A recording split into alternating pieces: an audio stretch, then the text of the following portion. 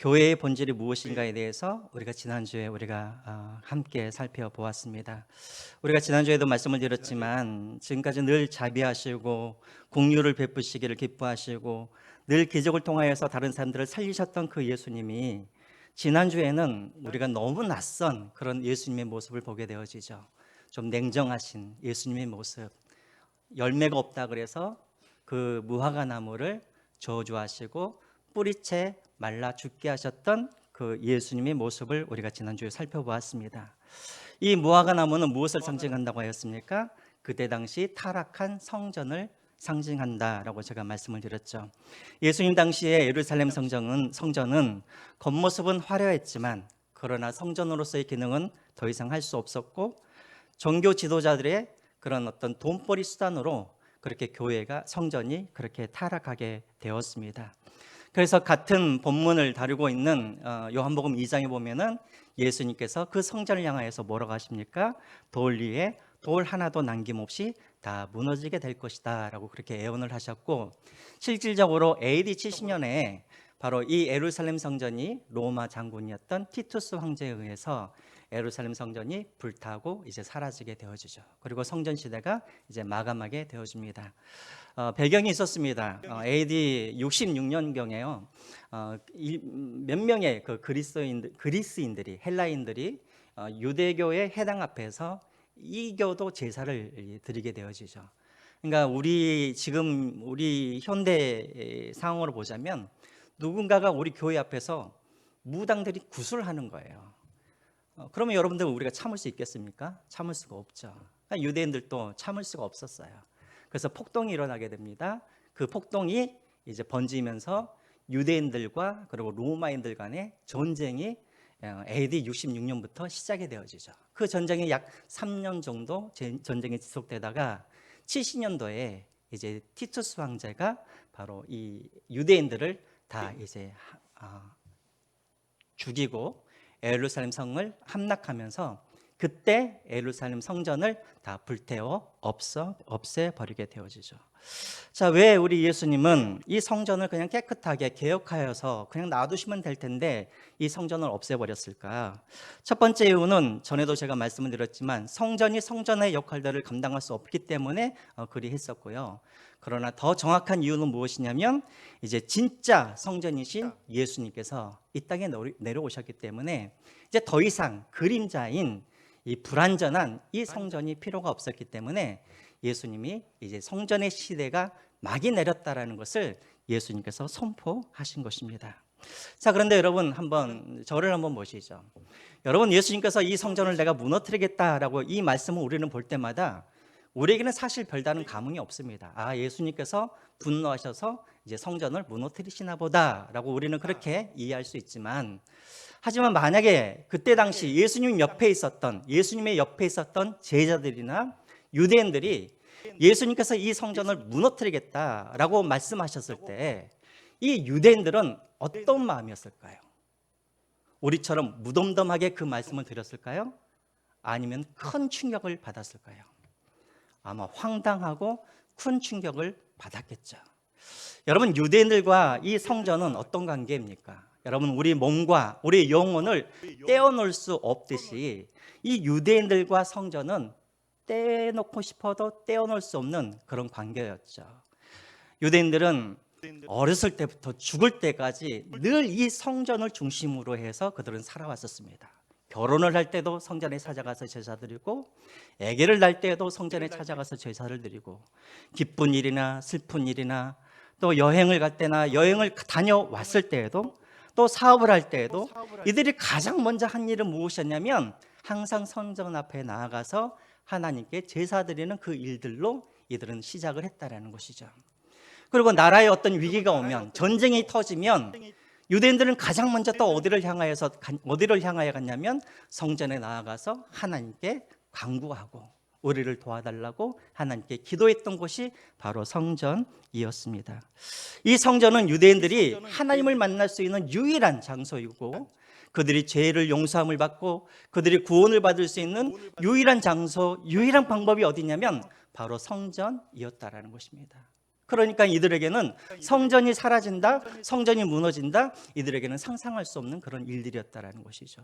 그래서요, 이스라엘 백성들이 바벨론의 포로로 잡혀가가지고 바벨론에서 포로로 잡혀 있을 때에도, 그때 당시에도 바벨론에 의해서 이 솔로몬 성전이 다 불태워서 무너져 있지 않았습니까? 그럴 때에도 이 포로로 잡혀갔던 유대인들은 하루도 빼놓지 아니하고 옛날 과거에 성전이 있었던 그 예루살렘을 향하여서 기도를 쉬지 않고 계속해서 그들은 기도를 했습니다. 그리고 포로 시대가 끝나고 이들이 자유함을 얻고 예루살렘으로 돌아왔을 때에도 이들은 자기들의 집을 짓기 전에 무엇부터 이들은 지었냐면 바로 성전부터 이들은 짓기 시작했다는 것이죠. 그만큼 유대인들에게는 이 성전이 이들에게는 가장 중요하고 아끼고 사랑했던 그런 장소였습니다. 자, 그런데 예수님께서 그 성전을 허물겠다고 말씀을 하시니까 유대인들이 옆에서 듣고 얼마나 황당하고 얼마나 충격을 받았겠습니까?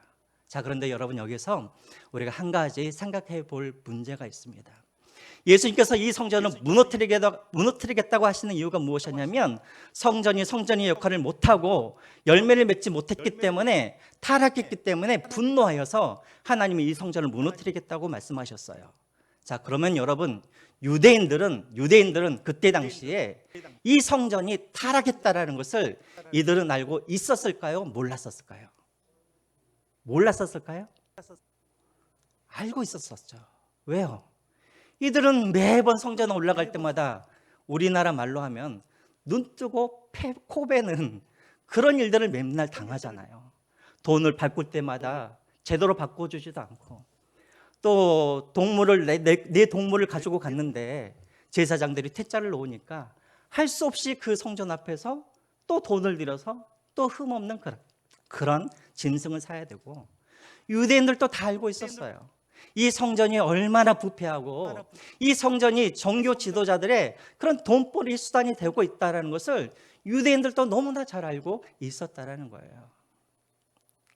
유대인들도 다 알고 있었어요. 이 성전에서 이 환정산들이라든가 그리고 이 동물을 매매하는 사람들이 그 돈을 이들이 벌면 그 돈이 고스란히 대제사장과 제사장들에게 흘러가고 있다는 것을 이들도 다 알고 있었다는 거예요. 그럼에도 불구하고 유대인들이 이 성전을 떠날 수 없었던 이유가 무엇이었을까요? 방금 전에 제가 말씀을 드렸죠. 이 성전 외에 이들이 죄 용서를 받고 구원을 받고 하나님을 만날 수 있는 다른 방법이 없기 때문에 그들은 성전이 더러워지고 성전이 타락했다는 것을 알고 있었지만 다른 대안이 없기 때문에 그들은 성전으로 나아갈 수밖에 없었다는 거예요. 속은 줄 알고 있지만 속으면서도 그 양들을 사야 했고, 속은 줄 알고 있지만 그들은 할 수 없이 성전세를 내야 했기 때문에 그들은 할 수 없이 속으면서 계속해서 성전에 나아가야 했다라는 것입니다. 만약에 유대인들에게 다른 대안이 있었다면, 다시 말하면 성전이 아니라 이들이 다른 어떤 곳에서 자신들의 죄 용서함을 받고 자신들의 구원함을 받고 하나님을 만날 수 있는 다른 대안이 있었다면 이들은 당연히 그 타락한 성전을 이들은 떠나서 그들은 그곳으로 나아갔겠죠. 근데 다른 대안이 없으니까 할 수 없이 속은 줄 알면서도, 성전이 타락한 줄 알면서도 그들은 계속해서 성전으로 나아갈 수밖에 없었다라는 것입니다. 대안이 없었기 때문이죠. 여러분, 저는 이번 주에 이 말씀을 이렇게 저도 한번 묵상을 해보면서 이 유대인들의 이런 고민이 어쩌면 오늘 우리 그리스도인들의 고민들과 맞닿아 있다라는 생각이 들어집니다. 그렇죠. 오늘날 많은 그리스도인들도 그런 이야기를 해요. 예수님은 좋은데 뭐는 싫다, 교회는 싫다고 하는 사람들이 많이 있어요. 그렇죠. 교회에서 교회답지 않는 그런 모습을 보면서 참 예수님은 좋은데 교회는 싫다 해서 교회를 떠나는 사람들이 있습니다. 우리는 그런 사람들을 가나안 성도라고 하죠. 그래서 여러분, 지금도 많은 사람들은 교회를 정해 놓지 않고 이 교회 저 교회에 떠돌아다니면서 그렇게 예배를 드리는 그런 성도들, 이런 사람들이 바로 가나안 성도들인데, 그런 가나안 성도들이 점점 늘어나고 있다라는 거예요. 그러면 교회를 떠났으면 이들이 행복한가? 아니에요. 교회를 떠나면 행복할 줄 알았는데 행복하지가 않은 거예요. 자, 그러면 교회에 남아있는 사람들은 어떠한가? 남들은 교회가 싫다고 해서 다 떠나도 나는 교회를 사랑하기 때문에 교회를 지키는 이 사람들, 그럼 교회를 지키면 이들은 행복해야 되는데 교회를 지키는 사람들도 교회 안에서 행복을 느낄 수 없다라는 것입니다. 문제이죠. 교회가 싫어서 교회를 떠나는 사람들도 행복하지가 않고, 그래도 나는 교회를 지켜야겠다고 하면서 교회를 지키긴 하지만 교회를 지키고 있으면서도 행복하지가 않고. 여러분, 문제가 뭘까요? 방금 누군가가 주여 그러시는데 문제가 뭘까요? 문제가 왜 교회를 떠나도 안 행복하고 교회를 지켜도 행복하지 않을까요? 핵심은 여러분 어디에 있냐면 교회를 떠나고 교회를 떠나지 않고, 여기에 핵심이 있는 것이 아니라 우리 신앙의 뿌리를 어디에다가 두느냐, 이게 핵심이라는 것입니다. 우리의 신앙을 어디에다가 뿌리를 내리고 있느냐. 여러분, 제가 보기에는 교회에는 두 종류의 그리스도인들이 있는 것 같아요. 첫 번째로는 교회의 신앙생활에 자신들의 신앙의 뿌리를 내리고 사는 사람들이 있는 것 같아요. 그리고 또 한 사람들은 교회가 아니라 하나님께 신앙의 뿌리를 내리고 사는 사람들이 있습니다. 저는 바라기는 우리 성수시험교회 성도님들은 교회가 아니라 하나님께 신앙의 뿌리를 내리고 그렇게 하나님을 믿는 여러분들이 되시기를 주님의 이름으로 부탁드립니다. 목사님, 그러면 교회의 뿌리를 내리고 사는 사람들은 어떤 사람들입니까? 그런 특징들이 있죠. 어떤 특징이 있습니까? 교회 생활을 잘하는 것을 믿음이 좋다라는 것과 오해하는 사람들이 있는 거예요. 교회 생활을 잘하는 것이 믿음이 좋다? 여러분, 이것은 오해입니다. 두 번째, 교회를 오래 다니는 것이 이 사람은 믿음이 좋다? 여러분, 이것도 오해라는 것이죠. 그래서 여러분, 교회에 뿌리를 내리고 있는 사람들의 그런 특징들은 무엇이냐면 교회가 어려움이 생길 때마다, 흔들릴 때마다 내 신앙도 어떻게 해요? 함께 흔들리는 사람. 그래서 여러분, 교회에 뿌리를 내리고 있는 사람들은 교회를 떠나도 사실은 행복하지 않고 교회에 남아있어도 사실은 행복하지 않는 것이죠. 그렇다면 우리는 신앙의 뿌리를 어디에다 내려야 되는가? 교회가 아니라 어디요? 바로 하나님께 신앙의 뿌리를 내려야 한다는 것입니다. 이제 우리가 여러분 이 세상을 떠나서 우리가 하나님 앞에 나아갈 때 하나님은 절대 우리에게 이런 질문을 하지 않으세요. 너 어디 교회 다녔다 왔니? 너 사랑의 교회 다녔다 왔니? 성수시험교회 다니다 왔니? 소망교회 다니다 왔니? 이런 거 물어보지 않으세요. 하나님 또 우리에게 너 얼마나 오랫동안 너는 교회 생활을 했느냐? 또 너는 어디에서 어떤 봉사를 했느냐? 너는 교회 다니면서 어떤 직분을 갖고 있었느냐? 이걸 질문하지 않으세요. 우리가 천국에 가면 하나님은 어떤 질문을 하실까요? 다른 거 아니에요. 너 하나님을 믿었니? 이 질문이에요. 너 하나님을 믿었느냐? 너는 하나님을 사랑했느냐? 너는 하나님의 말씀을 듣고 그 하나님의 말씀에 너는 순종하였느냐? 너는 이 세상 살아갈 때 네가 주인이 아니라 하나님을 주인으로 그렇게 모시고 살았느냐? 너는 날마다 하나님과 교제하고 하나님과 동행하는 삶을 살았느냐? 아마 우리가 천국에 가면 하나님은 바로 이 질문을 하실 거라는 것입니다. 사랑하는 성도 여러분, 교회가 아니라 하나님께 신앙의 뿌리를 내리고 살아가시기를 주님의 이름으로 부탁합니다. 제가 왜 오늘 이 이야기를 하냐면 오늘 본문에서 하고 있는 이야기가 바로 그 이야기이기 때문에 그러는 거예요.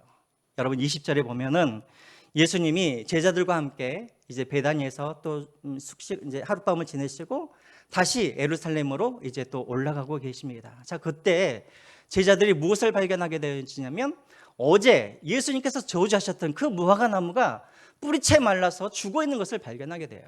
자, 그래서 이제 베드로가 예수님께 말을 합니다. 예수님, 어제 예수님께서 저주하셨던 저 무화과 나무가 지금 뿌리채 말라 죽었습니다 라고 예수님께 질문을 해요.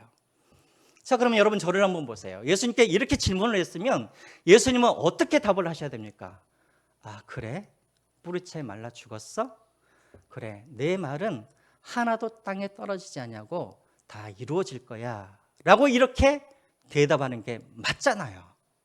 근데 여러분, 예수님이 어떻게 대답을 하시냐면 22절을 한번 보시죠. 22절 우리 함께 읽어보겠습니다. 시작. 예수께서 그들에게 대답하여 이르시되 하나님을 믿으라. 동문서답이죠. 예수님이 저주하셨던 무화과나무가 죽었습니다 라고 했더니 예수님이 뭐라 그러시냐면 하나님을 믿으라라고 이상하게 서로 좀 핀트가 안 맞는 이야기를 하고 계시는 거예요. 하나님을 믿으라. 무슨 의미일까요? 하나님을 믿어라. 이것이 바로 무화과나무가 맺어야 할 열매라는 것입니다. 무화과나무가 왜 죽었습니까?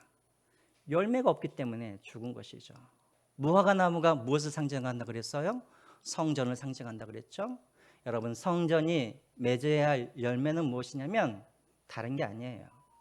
바로 하나님을 믿는 믿음이 바로 성전에서 맺어야 할 열매라는 것입니다. 여러분, 교회가 성전이 아무리 금을 둘러서 성전이 만들어지고 성전에서 매일매일 그 수많은 그런 제물들이 올려지는 그런 제사가 아무리 많다 할지라도, 그리고 수많은 사람들이 그 성전 앞에 나가서 제사를 드리고, 그리고 그 성전 안에 제사장들이 그렇게 많을지라도 거기에 믿음이 없으면 여러분 아무 소용이 없다라는 것입니다. 여러분, 우리 교회도 마찬가지예요. 교회가 아무리 큰 건물을 가지고 있고 아무리 많은 재정을 가지고 있고 그리고 아무리 많은 수만 명의 사람들이 그 교회에서 예배를 드릴지라도 그 교회 안에 무엇이 없으면, 하나님에 대한 믿음이 없으면 그 교회는 죽은 무화과나무와 같은 그런 교회가 될 수밖에 없다라는 것입니다. 우리도 마찬가지예요. 내가 목사가 되었던, 장로가 되었던, 그리고 내가 아무리 하나님 앞에 내가 예배를 오랫동안 드리고 많은 헌금을 드릴지라도 내게 하나님을 믿는 그 믿음이 없으면, 다시 말하면 하나님께 내 신앙의 뿌리를 내리지 아니하면 나는 죽은 무화과나무와 같은 그런 사람이라는 것입니다. 우리가 하나님을 믿을 때 우리에게 반드시 있어야 할 게 무엇이냐면 하나님을 믿는 믿음이라는 거예요. 목사님, 너무나 당연한 이야기하고 계시지 않습니까? 그런데 우리는 너무나 당연한 이것을 우리는 못하고 있다는 게 문제라는 것입니다. 자, 그렇다면 여러분들이 아마 이제 궁금하실 거예요. 목사님, 나는 지금까지 하나님께 나는 신앙의 뿌리를 내렸다라고 나는 생각을 하는데, 나는 지금 하나님을 믿고 있다라고 나는 지금 생각을 하는데, 그렇다면 어떻게 나는 하나님을 믿고 있다라는 이것을 내가 어떻게 할 수 있습니까? 거꾸로 말하면 하나님을 믿는 사람들은 어떤 증거가 있어야 되고 어떤 열매가 있어야 됩니까? 그래서 예수님께서 23장부터 쭉 그것에 대해서 이야기를 하는 거예요. 누가 하나님을 믿는 사람인가? 자, 첫 번째로 여러분들 오늘 이 세 가지 것을 여러분들이 기억하시면서 이것이 바로 하나님을 믿는 사람들에게는 반드시 있어야 할 그런 열매인 것을 기억하시면서 이것으로 여러분들이 내 신앙의 뿌리를 지금 어디에 두고 있는지를 한번 점검해 보시기 바랍니다. 먼저 23절을 한번 읽어보겠습니다. 23절 같이 한번 읽어볼까요? 시작. 내가 진실로 너에게 이르노니 누구든지 이 산더러 들려 바다에 던져지라 하며 그 말하는 것이 이루어질 줄 믿고 마음에 의심하지 아니하면 그대로 되리라. 첫 번째로 여러분, 하나님을 믿는 사람들이 반드시 있어야 할 것이 무엇이냐면 바로 믿음의 역사라는 것입니다. 한번 따라서 할까요? 믿음의 역사. 예. 여러분, 여기서 지금 23절에 보시면 산더러 들리어 바다에 던져지라, 이 뜻은 무슨 말이냐면, 여러분, 여기서 산을 옮긴다라는 말은 유대인들이 자주 사용했던 말이었습니다. 어떤 말이냐면 어떤 힘든 일, 그리고 어떤 불가능한 일, 이런 일에 대해서 유대인들은 관용적으로, 습관적으로 그 일들을 산을 옮기다라고 그렇게 표현을 했다는 거예요. 예를 들자면 내 자식은 아니라 우리 딸이 서울대 들어가는 게 산을 옮기는 일과 같습니다. 이 말이 무슨 말이냐면 우리 애가 서울대 가는 게 불가능하다라는 그런 이야기예요. 내 남편이 술을 끊고 담배 끊는 것이 산을 옮기는 일과 같습니다. 이 말은 무슨 말이냐면 내 남편이 술을 끊는 것은 불가능한 일입니다. 이게 바로 유대인들이 사용하였던 그런 관용어를 하는 것입니다. 다시 말하면 우리가 정말 하나님을 믿으면 어떤 일들이 있어야 되냐면 바로 불가능한 일이 가능케 되어지는 그런 믿음의 역사가 우리의 삶 속에서 있어야 한다라는 것입니다. 다시 말하면 믿음의 역사가 있어야 한다라는 것이죠. 여러분 한번 저를 또 한번 보셔요. 밑에 보시면 자꾸 잠만 오십니다. 저를 보세요. 제 얼굴을 보시면 깜짝 놀라서 잠이 깨세요. 그래서 보시면 자, 여러분들이 생각하셨을 때 마가복음에 믿음이라는 단어가 얼마나 많이 나올 것 같으세요? 저도 사실은 세워보려다가 세지를 안 했어요. 근데 우리가 생각하기에는 믿음이라는 단어가 진짜 많이 나올 것 같은데 10손가락 이내예요. 많이 안 나와요. 2장, 5장, 7장, 9장, 그리고 10장이 어디에서 나오냐면 바로 바디메오를 고쳐주셨을 때 믿음이라는 단어가 나와요. 그들의 믿음을 보시고 아니면 네 믿음이 너를 구원하였다. 이 믿음이라는 단어가 나올 때는 항상 거기에 어떤 일들이 벌어지냐면 예수님의 기적, 예수님의 치유의 역사, 그리고 구원의 사건이 이 믿음이라는 단어가 나올 때마다 그런 일들이 일어나는 거예요. 자, 이 말이 무슨 말이겠어요? 믿음은 죽어 있는 것이 아니라는 거예요. 믿음은 개념이 아니라, 믿음은 관념이 아니라, 믿음은 추상적인 것이 아니라 믿음은 살아있는 거예요. 그래서 믿음은 살아있기 때문에 믿음이 들어가면 반드시 어떤 일이 일어나냐면 기적과 이적과 구원의 역사와 살아나는 그런 일들이, 역사들이 일어나게 되어 있다는 것입니다. 여러분, 우리가 잘 알고 있는 데살로니가 교회 잘 알고 계시죠? 데살로니가 교회는 사도 바울이 복음을 몇 주 전하냐면 3주 전한 교회였습니다. 3주 복음을 전하고 있는데 그를 핍박하는 사람들이 거기까지 쫓아오자 할 수 없이 사도 바울이 그 교회를 떠나게 되어지죠. 자, 3주 복음을 전했습니다. 그런데 그 데살로니가 그 지역에 이 사람들이 교회를 세워요. 교회를 세울 뿐만 아니라 교회를 세울 때에 수많은 핍박들이 있었습니다. 그런데 이들이 그 핍박을 이겨내요. 그러면서 이 데살로니가 교회의 소문이 어디까지 번지게 되어지냐면 마게도냐와 아가야 일대에 모든 교회에 이 소문이 다 퍼지게 되어집니다. 아니, 어떻게 3주밖에 복음을 듣지 않았는데 그들의 그런 소문들이 마게도냐와 아가야까지 퍼지게 되었을까? 그 비결이 어디에 나와 있냐면 데살로니가전서 1장 3절에 보시면은 그들에게는 믿음의 역사가 일어났다라고 되어 있어요. 다시 말하면 믿음이 들어가니까 어떤 일들이 벌어져요.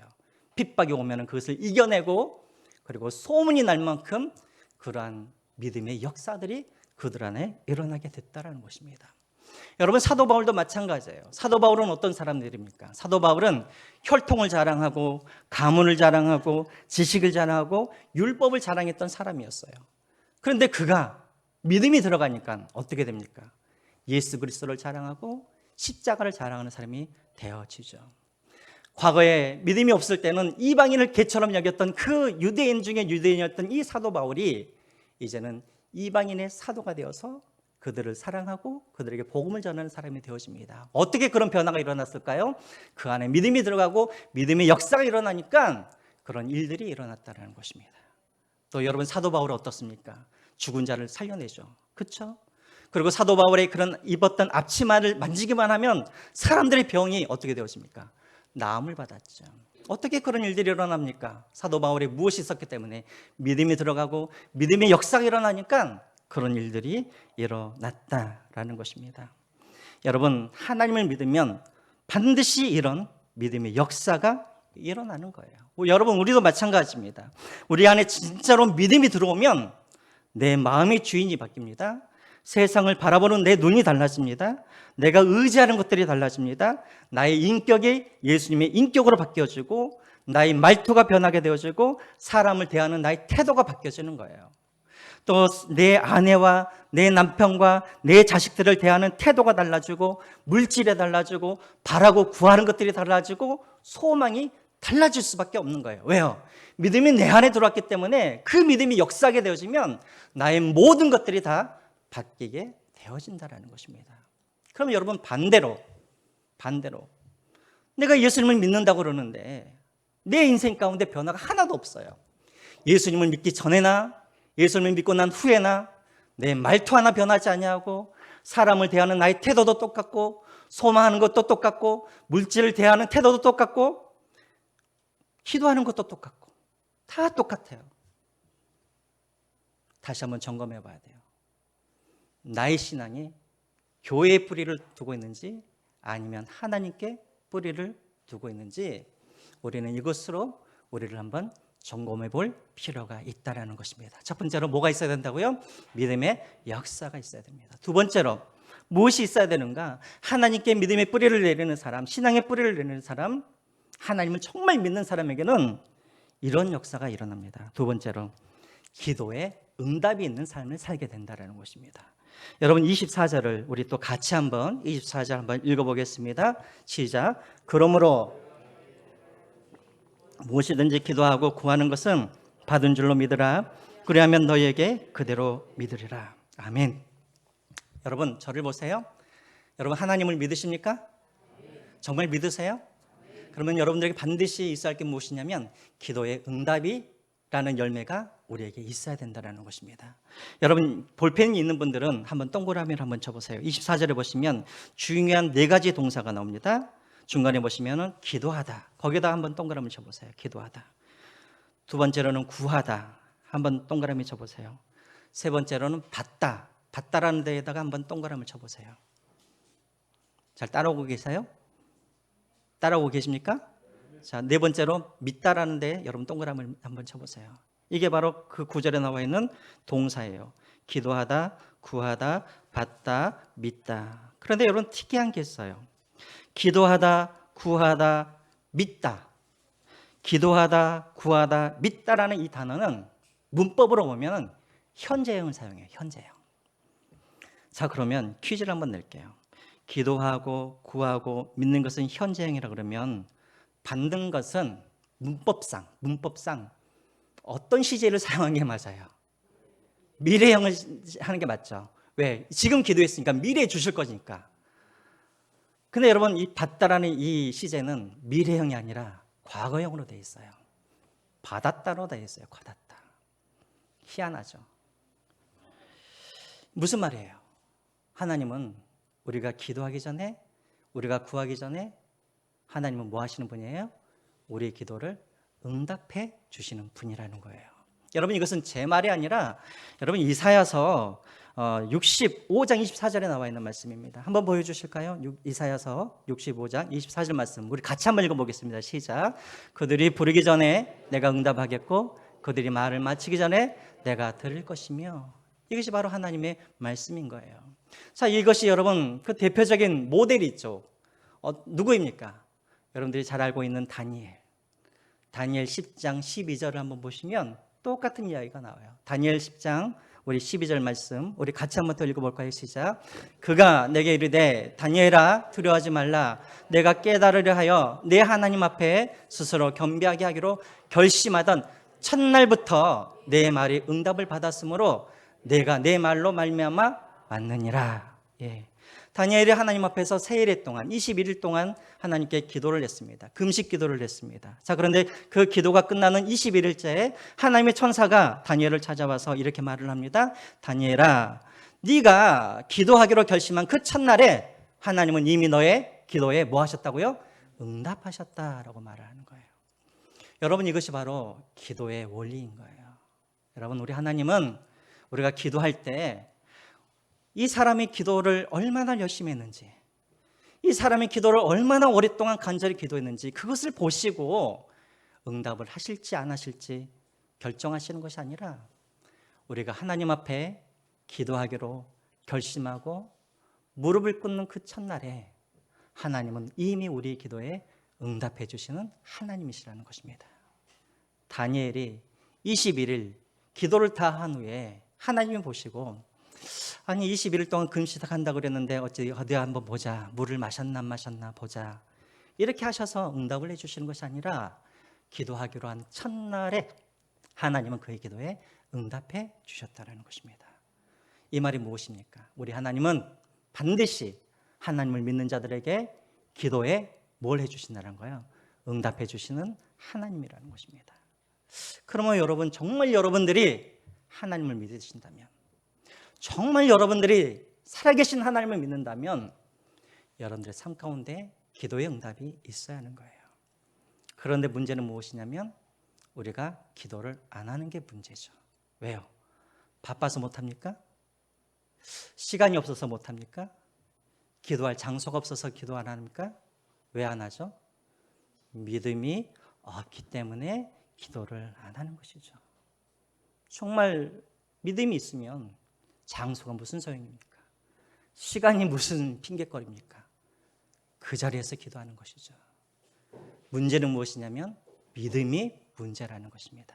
자, 세 번째로, 기도의 응답에 그런 열매가 있어야 되고, 마지막 세 번째로는 하나님을 믿는 사람의 특징이 무엇인가, 어떤 열매를 우리가 맺어야 되는가, 바로 용서의 열매가 있어야 되는 것입니다. 용서의 열매.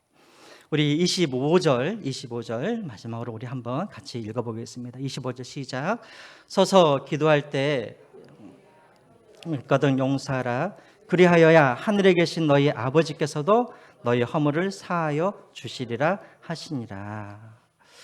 여러분, 여기서 우리가 좀 오해하지 말아야 할 부분이 있습니다. 이것을 좀 우리가 잘못 이해하면, 내가 하나님께 용서함을 받고 내가 하나님께 죄사함을 받고 구원받기 위해서 내가 먼저 다른 사람들을 용서해 줘야 되구나, 이 말이 아닙니다. 여러분, 우리가 용서를 받고 구원을 얻는 조건은 딱 하나예요. 뭐예요?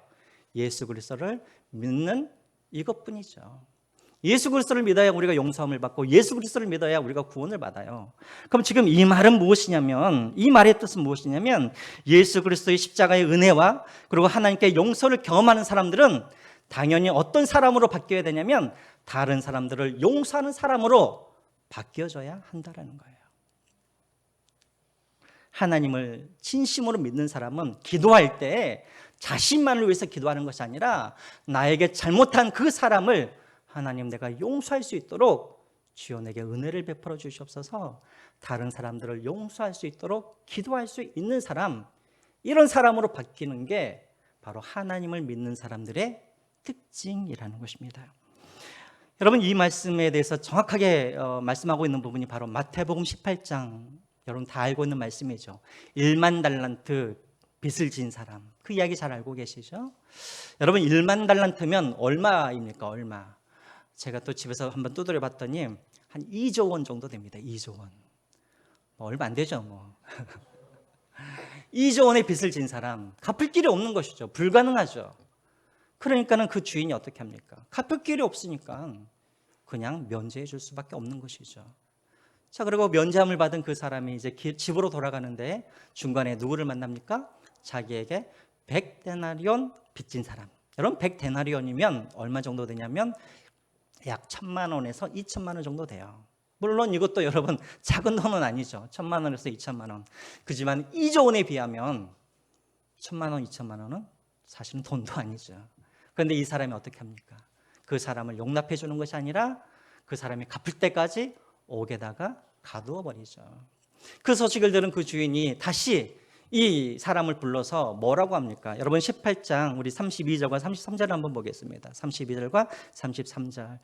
자, 제가 읽겠습니다. 이에 주인이 그를 불러다가 말하되, 악한 종아, 내가 빌기에 내가 내 빚을 전부 탕감하여 주었거늘. 33절입니다.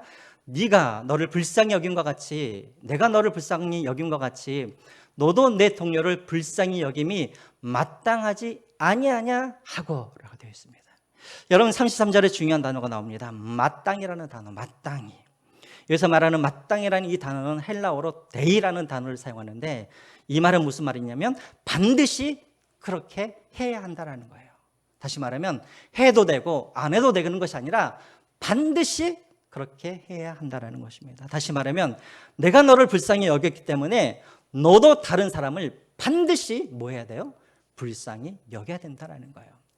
내가 너를 용서해 줬기 때문에 너도 반드시 용서해도 되고 안 해도 되가 아니라 너도 반드시 용서를 해야, 그래야 네가 하나님을 믿는 사람이라는 것입니다. 사랑하는 성도 여러분, 정말 여러분들이 정말 내가 교회에 내 신앙의 뿌리를 두지 않냐고 내가 하나님께 내 뿌리를 두는 사람들이라고 한다면 여러분들 안에 반드시 있어야 할 열매가 무엇이냐면 이 용서의 열매라는 것입니다. 그런데 여전히 내가 용서하지 아니하고 내가 여전히 누군가의 멱살을 내가 잡고 그 멱살을 내가 풀어주지 아니하면 그 사람은 다시 한번 내 신앙의 뿌리가 교회인지 하나님인지를 다시 한번 점검해 보실 필요가 있다라는 것입니다. 여러분, 이제 말씀을 맺겠습니다. 여러분들은 어디에 여러분들이 신앙의 뿌리를 두고 여러분들은 살고 계십니까? 여러분들은 눈에 보이는 교회와 교회 생활에 여러분들이 신앙의 뿌리를 내리고 사십니까? 아니면 살아계신 하나님께 여러분들이 신앙의 뿌리를 내리고 살고 계십니까? 만약에 여러분들이 정말 하나님께 신앙의 뿌리를 여러분들이 내리고 사는 사람들이라고 한다면, 정말 여러분들이 살아계신 하나님을 여러분들이 믿고 있다면 여러분들에게는 세 가지 증거가 있어야 합니다. 열매가 있어야 돼요. 첫 번째는 뭐라고 그랬죠? 믿음의 역사, 믿음이죠. 다시 말하면. 두 번째로는 기도의 응답, 다시 말하면 이것을 소망이라고 우리가 말할 수 있습니다. 세 번째, 용서의 삶, 이것을 다시 말하면 사랑이라고 말할 수가 있는 것이죠. 그러면 종합해보면 우리가 하나님을 믿는 사람이라고 한다면 믿음, 소망, 사랑이 우리 안에 열매로 있어야 된다는 것이죠. 그래서 여러분 고린도전서 13장 13절에 뭐라 그럽니까? 믿음, 소망, 사랑은 항상 있어야 하는 것이라고 사도 바울이 이야기하고 있는 것이죠. 정말 우리가 예수 그리스도를 우리가 믿는다면, 하나님을 믿는다면 우리에게는 이런 열매가 있어야 됩니다. 믿음의 역사, 기도의 응답, 용서의 삶, 믿음, 소망, 사랑이 우리 안에 열매가 있는지 그것을 보시면서 내가 지금 어디에 내 신앙의 뿌리를 내리고 살고 있는지 점검해 보시기를 주님의 이름으로 부탁드립니다. 우리 찬양하시면서 준비하신 예물 하나님 앞에 올려드리겠습니다. 너는 담장 너머로 뻗은 나무